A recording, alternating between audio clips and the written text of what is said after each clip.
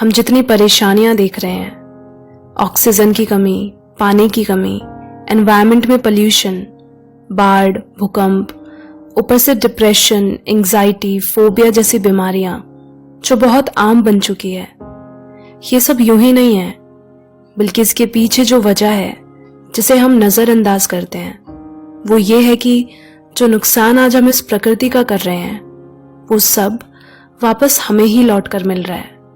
कभी बीमारी बनकर तो कभी अलग अलग परेशानियां बनकर।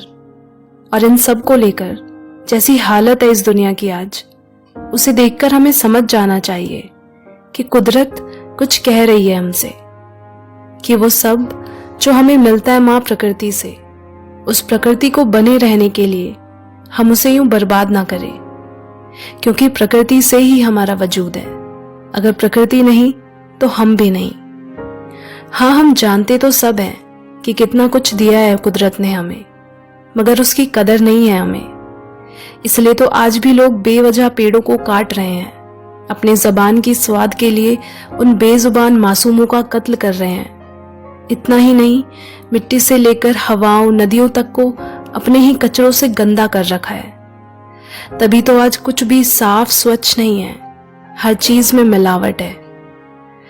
क्यों लालच में इंसान इतना अंधा हुआ जा रहा है कि उसे कोई खौफ ही नहीं कि वो अपने लिए किन मुश्किलों को तैयार कर रहा है।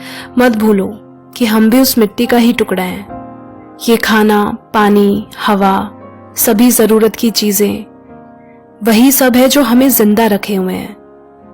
पर आजकल के दौर में कौन इसकी परवाह करना चाहता है? सब तो टेक्नोलॉजी और फैशन के पीछे भाग रहे हैं। लेकिन क्या हम इतनी जल्दी भूल गए कि हम कैसे तड़पे थे ऑक्सीजन के लिए? कोरोना तो सिर्फ एक ट्रेलर था, मगर अभी भी अगर हम नहीं सुधरे ना, तो फिर जो कुदरत का कहर होगा वो इतना भयानक होगा कि हम कभी सोच भी नहीं सकते। ये कोई मजाक नहीं है। इससे हम इंसानों पर जबरदस्त मुश्किल आएगी आने वाले कुछ सालों बाद, क्योंकि कुदरत तो हर पल मौजूद था, है और रहेगा। बस इंसान ही नहीं बचेगा, क्योंकि कुदरत हमसे नहीं, हम उससे हैं। इसीलिए अभी भी वक्त है हमने जो बिगाड़ा है उसे फिर से ठीक करने का। ऐसा करके हम खुद पर ही मेहरबानी करेंगे। वैसे तो हम सुकून की तलाश में खुली हवाओं का सहारा लेते हैं, नेचर में अपना वक्त गुजारते हैं। वहीं जब कुदरत को आज हमारी जरूरत है, तो क्यों हम अपनी जिम्मेदारियों से मुंह फेर कर बैठे हैं? मुझे ताज्जुब होता है, लोग पेड़ लगाने की बातें कम और सनस्क्रीन लगाने की एड ज्यादा दिखाते हैं। हम इतनी महंगी फालतू की चीजें तो खरीद सकते हैं, मगर एक पेड़ लगाने में हम 1000 बार सोचते हैं।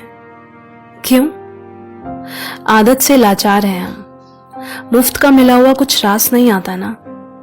जब तक ऑक्सीजन, पानी बिकने ना लगे, तब तक उसकी कीमत कहाँ पता चलती है हमें।